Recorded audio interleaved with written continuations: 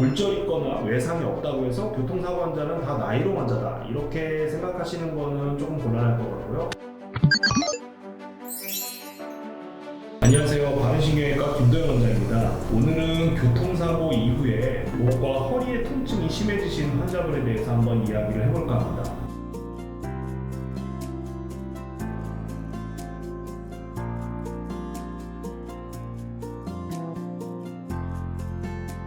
일반적으로 우리가 교통사고가 나면 뒷목을 잡고 내리는 경우가 뭐 드라마나 영화에서도 많고, 그게 과연 그러면 꾀병이냐? 그렇지 않습니다. 가장 큰 영향을 받는 게 척추거든요. 특히나 목이나 허리 같은 경우에는 다른 관절들처럼 이렇게 고정되어 있질 않고 크게 몸이 앞뒤로 혹은 좌우로 흔들리게 되기 때문에 척추에 손상이 많이 갈 수밖에 없습니다. 어떻게 보면 교통사고의 메커니즘을 생각해 봤을 때 정상적인 통증입니다. 교통사고로 인해서 진짜 골절이 생기거나 디스크가 터지거나 이런 경우는 사실 흔하지 않습니다. 굉장히 중상을 입은 경우가 아니면 거의 한 90% 이상의 환자분들은 단순 염좌, 합박상, 근육통이라고 부르는 증상들이기 때문에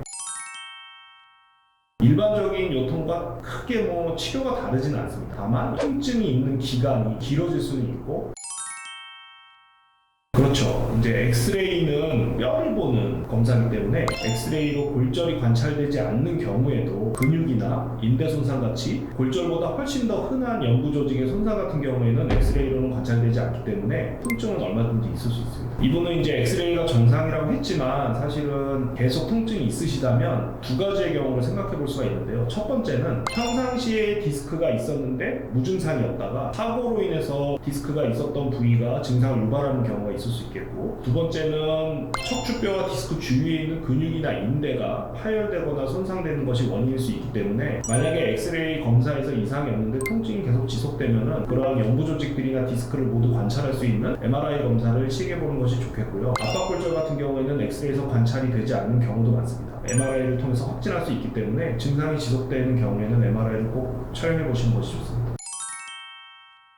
두개골이 딱딱하게 뇌를 감싸고 있지만 실제로 두개골 안쪽은 뇌척수액이라는 물 위에 뇌가 떠 있는 구조입니다. 사고가 나면서 목이나 머리가 심하게 흔들리게 되면 두부처럼 부드러운 구조가 물에 떠 있는 구조이기 때문에 심하게 뇌가 흔들릴 수밖에 없습니다. 그걸 저희가 흔히 뇌진탕이라고 부르는 거고, 뇌진탕 증상은 짧게는 하루 이틀에서 길게는 한 달까지도 갈 수 있기 때문에 머리를 실제로 유리창에 부딪혔다든지 혹은 에어백이 터지면서 직접적으로 머리에 타격이 가지 않는 한 뇌출혈이 발생한다든지 이러한 경우는 굉장히 드물긴 하지만, 교통사고 이후에 통증이 계속 있으시다면 머리 MRI를 한번 찍어보시는 것을 권하고 있습니다.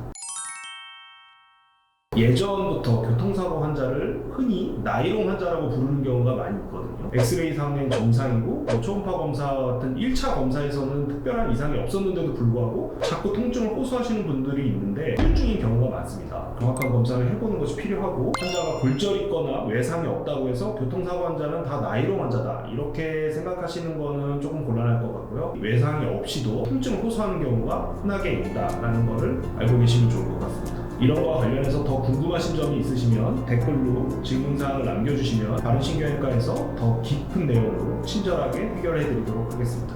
감사합니다.